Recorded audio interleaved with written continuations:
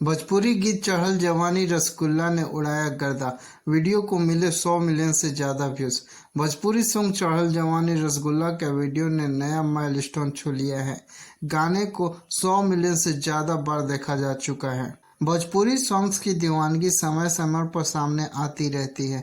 वहीं कुछ गाने लोगों को ऐसा दिल जीतते हैं कि वहीं अब एक और गाना बहुत तेजी से व्यूज हासिल कर रहा है।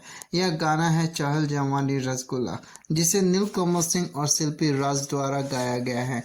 गाने ने हाल ही में नया मील का पत्थर तय किया है। गाने के वीडियो पर 100 मिलियन से ज़्यादा व्यूज हासिल हो चुके हैं। केवल 5 महीनों में टी सीरीज ने अपने भोजपुरी गाने के साथ रिकॉर्ड तौर सफलता हासिल की, जिसने यूट्यूब पर 100 मिलियन व्यूज पार कर लिए। ग्रूवी अपबीट नंबर चढ़ल जवानी रसगुल्ला नीलकमल सिंह और शिल्पी राज द्वारा गाया गया है। गाने की म्यूजिक वीडियो में नीलकमल सिंह सिजलिंग ने मता मल्ला नजर आई। यह पहला टी सीरीज भोजपुरी गाना है जितनी इतनी बड़ी उपलब्धि हासिल की है।